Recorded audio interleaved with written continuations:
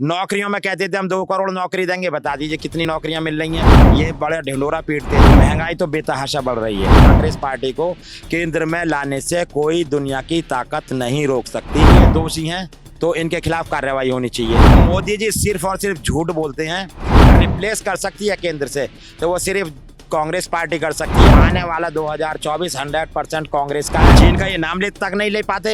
इतनी तो इन्हें दहशत है। उन्होंने अगर जो विकास कराया तो सिर्फ अडानी का करा है और अंबानी का करा है। रेलवे की जितनी लाइन है वो सब कांग्रेस की देन है। देश में इस समय जो हो रहा है वो पूरा देश देख रहा है। कहीं रेल ठुक रही है तो कहीं पहलवान धरने पे बैठे हुए हैं और कहीं जो आपने दिल्ली में हुआ साक्षी के साथ वो भी देखा। तो दिल्ली देश में ऐसे काफ़ी मामले उभरते हुए आ रहे हैं, बाहर और लगातार होती हुई जा रही है। देश में महंगाई है कि नहीं है, क्योंकि जब हम बात करते हैं आम जनता से तो कुछ लोग बोलते हैं महंगाई है, तो कुछ लोग ये भी बोलते हैं कि पेट्रोल 2000 लीटर भी हो जाएगा लेकिन आएगी बीजेपी। तो ऐसा क्या कारण है? इन्हीं सब पे मुद्दों पे हम बात करने के लिए इनके साथ अभी बैठे हुए हैं। सर, देश में जो हो रहा है वो आप भी देख रहे हो, पूरा देश देख रहा है और कहीं ना पूरी दुनिया देख रही है। तो कभी रेल टकराती है, कभी पहलवान जंतर मंतर पर धरना प्रदर्शन कर रहे हैं कांग्रेस, और किसानों पर लाठियां चार्ज हो रही हैं, जैसे अभी कुरुक्षेत्र में हुआ, नोएडा में हुआ। तो ऐसा क्यों हो रहा है? देखिए, मेरा नाम ताज मोहम्मद मेव है और मैं अलीगढ़ महानगर कांग्रेस कमेटी में मुख्य प्रवक्ता हूँ। देखिए, ये जो जब से भारतीय जनता पार्टी का शासन आया है और इसको सेंटर में भी लगभग 9 साल हो चुकी हैं और उत्तर प्रदेश में 7 साल, तो महंगाई तो बेतहाशा बढ़ रही है। इसमें मैं नहीं कह रहा, आप भी जनरली देख रहे होंगे, चाहे वो पेट्रोल है, चाहे दाल है, चाहे आपके और दूसरी खाने पीने की वस्तुएं हैं, दूध है, घी है, जो एक बेसिक नीड्स की मतलब सामान है जिसके बगैर इंसान की ज़िंदगी गुजर हो ही नहीं सकती।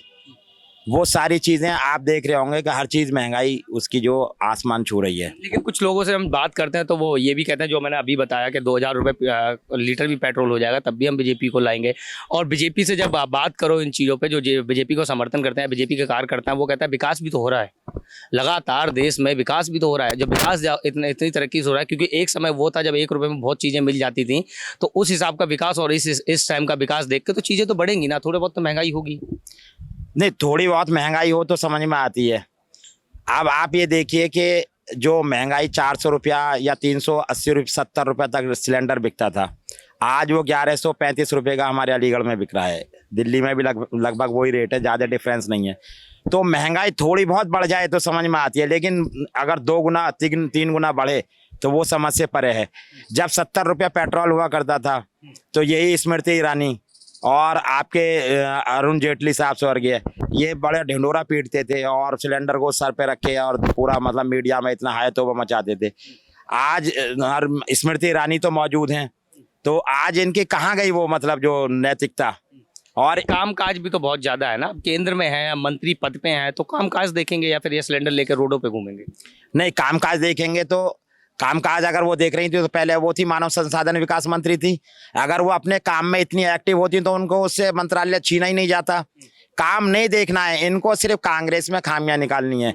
और जहां तक बात है इनके जो इन्होंने कुछ तरक्की करने का या डेवलपमेंट की, तो आप मुझे बता दीजिए कि इन्होंने एक कोई एम्स बनाया हो पूरे ऑल ओवर इंडिया में? कहीं इन्होंने दूसरी कोई वंदे मातरम में ट्रेन बनाई तो वो एक नीलगाय से टकरा करके एम्स की बात आई तो मैं थोड़ा टोकना चाहूँगा। अभी हिमाचल के बिलासपुर में एम्स का उद्घाटन किया था मोदी जी ने, तो वो जब बीजेपी सरकार आई तभी तो उसका डेवलपमेंट हुआ है। तब नींव भी मोदी जी ने रखी थी और अभी उद्घाटन भी अभी इलेक्शन के टाइम पे किया था, इलेक्शन के टाइम, हिमाचल इलेक्शन टाइम पे। मतलब एम्स का उद्घाटन। और कांग्रेस ने कितना दिया है? कांग्रेस ने देखिए वहाँ पर चाहे वो आपके जितने भी कल कारखाने हैं बिजली के, ये सारे कांग्रेस की देन है। रेलवे की जितनी लाइन है वो सब कांग्रेस की देन है। आपके जितने भी और मेडिकल इंस्टीट्यूट हैं वो सब कांग्रेस की देन है। यानी अगर कांग्रेस जब आज़ाद भारत में अगर सुई से लेकर के हवाई जहाज अगर बनाया है तो कांग्रेस ने ही बनाया है। इन्होंने तो सिर्फ 2 आदमियों को बनाया है और उसको आप भी जानते हैं और मैं उनका नाम लेने में मुझे कोई संकोच नहीं है, अडानी और अंबानी।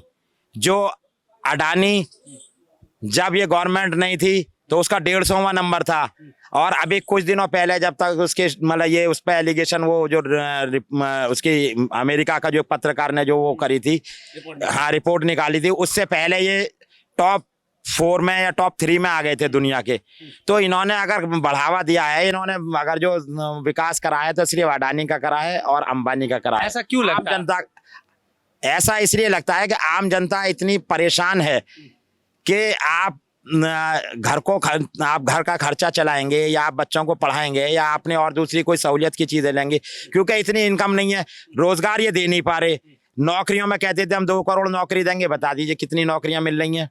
और ये कहते थे कि हम जो है मतलब काला धन वापस लेकर के आएंगे, तो उसके लिए 1000 का नोट इन्होंने बंद करा, 2000 का चला दिया। अब 2000 का नोट भी बंद कर दिया। और जब इन्होंने 1000 और दूसरे जो ये नोट बंद करे थे पुरानी करेंसी को, उस टाइम पर इन्होंने इमीडिएट कह दिया, 8 बजे आए मोदी जी और कह दिया कि जो आज से ये नोट जो चलन में नहीं है, नोटबंदी करी जाती है।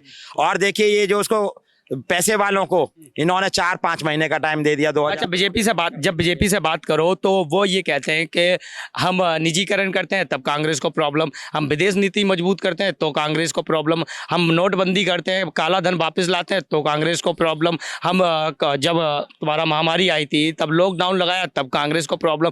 तो कांग्रेस को सिर्फ प्रॉब्लम ही प्रॉब्लम है।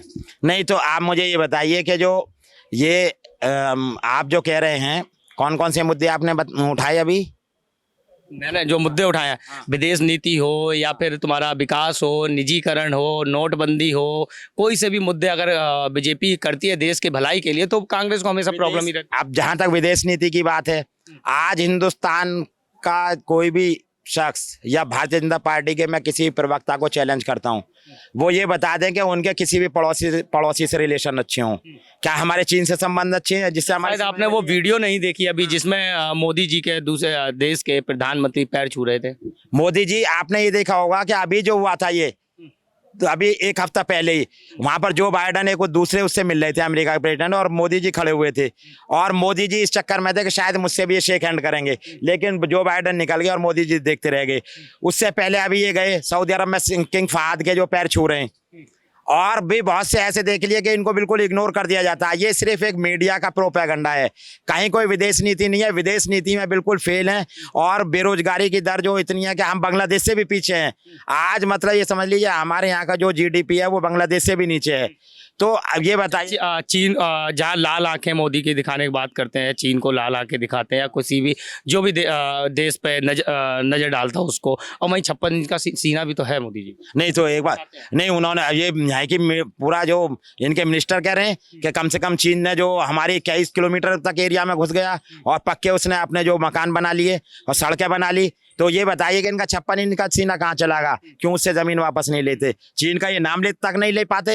इतनी तो इन्हें दहशत है चीन का नाम अपनी कभी भी ओपन स्पीच में 9 साल के पीरियड में मैं चैलेंज करता हूं, अगर मोदी जी ने एक बार भी चीन का नाम लेकर के कहा हम चीन के न हमारी जमीन हड़प ली या हम चीन की आंखों में आकर डाल के उससे चीन से वापस ले लेंगे, या चीन अपनी औकात में रहे हमारे सैनिकों पर कभी हमला कर देते हैं, अगर एक बार भी चीन का नाम लिया हो तो जो आप कहेंगे मैं मतलब आपके सामने चैनल पर उस सजा भुगतने के लिए तैयार हूँ। अच्छा, वहीं पर पहलवान भी अभी आप जंतर मंतर पे बैठे थे, धरना दे रहे थे वहीं पे 28 मई को जो दिल्ली में हुआ या फिर किसानों बॉर्डरों पे हुआ, दिल्ली के बॉर्डरों पे, वो आपने देखा होगा। वहीं पर प्रॉब्लम सरकार ने समझौता करवा दिया, और जहाँ तक है कि पूरा समझौता हो जाएगा क्योंकि लगातार जांच भी चल रही है ब्रजभूषण, तो उससे तो संतुष्ट होंगे आप? नहीं, उसमें क्या समझौता हुआ है? कोई समझौता नहीं हुआ। एक तो चल रही है ना, जब ये मेडल जीत करके लेकर आए थे विनेश फोगाट और उसकी बहन दूसरी वाली साक्षी मलिक दूसरी है, और ये दोनों बहन है, विनेश फोगाट और दूसरी का क्या नाम है एक और है तो हाँ संगीता। तो इन्होंने ही ये कहा था जब उनको सम्मानित करा था, तो मैंने खुद वो देखा है और अभी उस पर मीडिया में चला भी था वो चैनल के माध्यम से।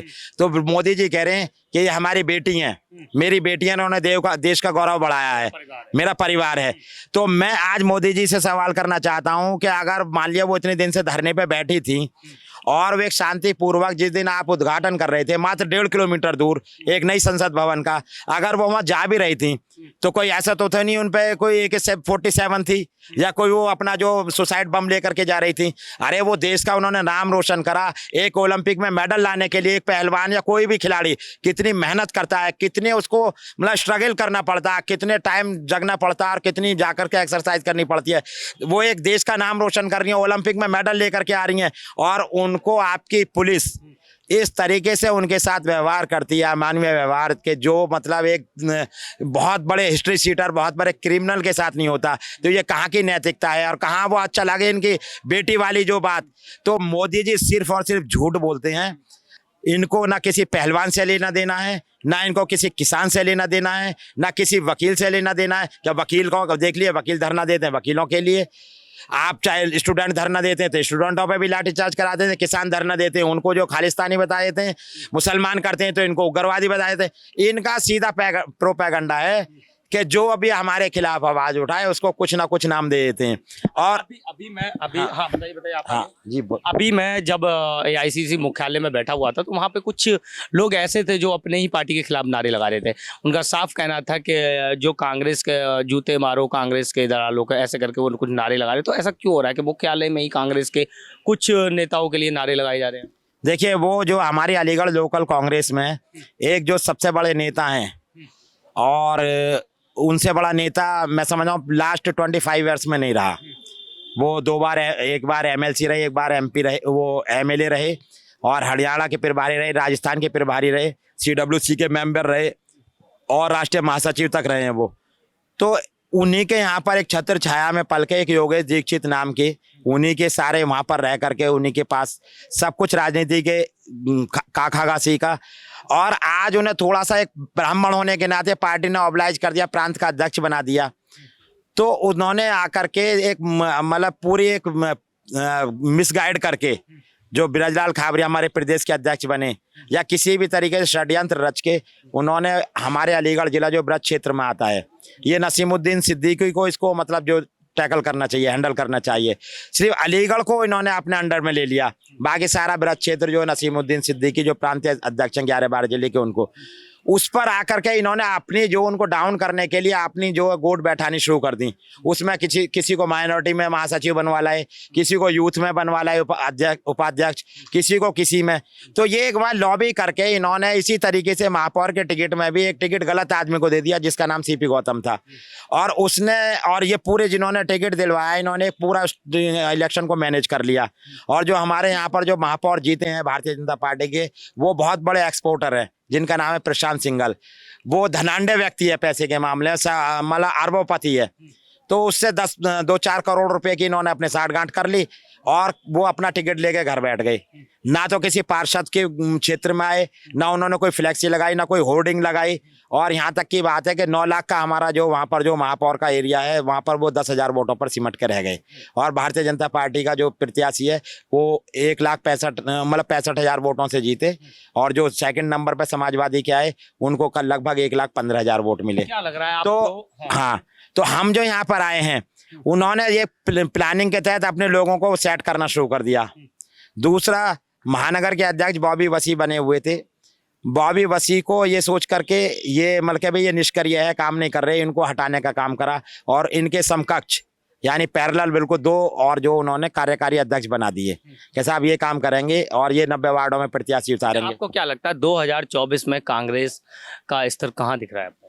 देखिए, 2024 में अगर कांग्रेस का, जैसे हम यहाँ अपनी पीड़ा लेकर के आए हैं, जो हमारी समस्या है कि देखिए वहाँ पर जांच करवाई जाए और जांच हो चुकी है। अब जांच का नतीजा जो भी हो, हम यहाँ AICC में इसलिए आए हैं कि योगेश दीक्षित से अलीगढ़ जिला लिया जाए पहले तो, क्योंकि हाँ जो नसीमुद्दीन सिद्दीकी जो प्रांत के हिसाब से उनके अंडर में आता है।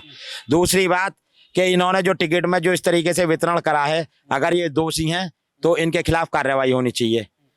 तीसरा ये है कि अगर मान लिया जो इस तरह कार्यकर्ताओं की भावनाओं को इन्होंने समझा, जो हमारा शीर्ष नेतृत्व है, केंद्रीय नेतृत्व है, और उनकी समस्याओं पर ध्यान दिया और उन्हें संतुष्ट कर लिया, तो आने वाला 2024 100% कांग्रेस का है। क्योंकि देखिए, मैं मुस्लिम समाज से आता हूं और मुस्लिम समाज में एक ही बात है, सिर्फ और सिर्फ एक बात। आप पूरे उत्तर प्रदेश में कहीं भी चले जाइए, विधानसभा के चुनाव में तो हम कहीं भी दे देंगे, चाहे समाजवादी को दे दें, बसपा को दे दें, कांग्रेस को दे दें, जो भी बीजेपी को हरा रहा होगा। लेकिन सिर्फ केंद्र में, सेंटर में अगर इलेक्शन होगा लोकसभा का, तो हमें सिर्फ कांग्रेस को देना है। क्योंकि अगर रिप्लेस कर सकती है केंद्र से तो वो सिर्फ कांग्रेस पार्टी कर सकती है। रीजनल पार्टी जब जब मतलब जो इनको जो हमने वोट दिया है तो हमारा वोट बेकार गया है। आपने जब मुसलमानों की बात की है, मोमडन की बात की है, तो मैं एक चीज़ आपसे पूछना चाहूँगा। इस बार निकाय चुनाव में, जब उत्तर प्रदेश में निकाय चुनाव हुए, तो सबसे ज़्यादा सीटें और सबसे ज़्यादा टिकट बीजेपी ने मुसलमानों को दिए हैं, मोमडन्स को दिए हैं। तो क्या लग रहा है कि लोकसभा की तैयारी अभी से कर दी है बीजेपी? नहीं, उसमें देखिए आपने महापौर का कोई टिकट नहीं दिया इन्होंने। भाई यहाँ पर 17 महापौर होते हैं उत्तर प्रदेश में, एक महापौर का टिकट नहीं है। और पार्षद के टिकट भी वहीं दिए हैं जहाँ पर इनको कोई कैंडिडेट नहीं था कि चलो भाई ऐसा कि जो थोड़ा बहुत तो अपना, और पार्षद के टिकट भी उन्हीं लोगों ने लिए हैं। मैं आपको ये और बताऊं कि बीजेपी पैसे वाली पार्टी है। हमारे यहाँ भी 1-1, 2-2, 3-3 लाख रुपया दिए हैं महापौर ने चुनाव लड़ने के लिए। तो ऐसा नहीं है कि उनकी सिंपैथी या उनका आइडियोलॉजी बीजेपी को सूट करती है या वो बीजेपी के फॉलोवर हैं या बीजेपी को वोट कास्ट करेंगे, ऐसा कुछ नहीं है। सिर्फ देखिए बेरोजगारी इतनी है, हर आदमी ये चाहता कहीं से मुझे पैसा मिल जाए, तो उनका सीधा सीधा मकसद था 10-20 हज़ार रुपया खर्च करें और लाख 2-2 लाख के वो फूफा हो गए।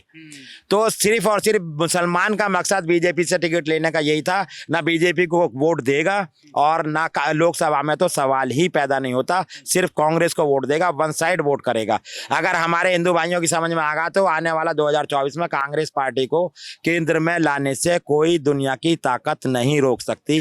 बहुत धन्यवाद। तो अभी हम यहाँ पर मौजूद थे, जो देश में जो भी मुद्दे चल रहे हैं सभी पे हमने इनसे बात करी, और क्या क्या कांग्रेस कहाँ पर स्थिर है अभी, और आगे लोकसभा इलेक्शन में कांग्रेस क्या करने वाली, उनके बारे में भी हमसे बात करी। और इनके कुछ पर्सनल मुद्दे थे, जैसे अलीगढ़ का मुद्दा था, जो अभी मैं एक यहाँ पे कुछ लोग बता रहे थे कि वहाँ पे अपनी ही पार्टी के जो चुने हुए मुख्यालय से भेजे गए हैं उनका भी विरोध कर रहे थे। मैं अजीत शाह का, आप देख रहे थे जनहित टाइम। चैनल को लाइक शेयर सब्सक्राइब जरूर करिए। धन्यवाद।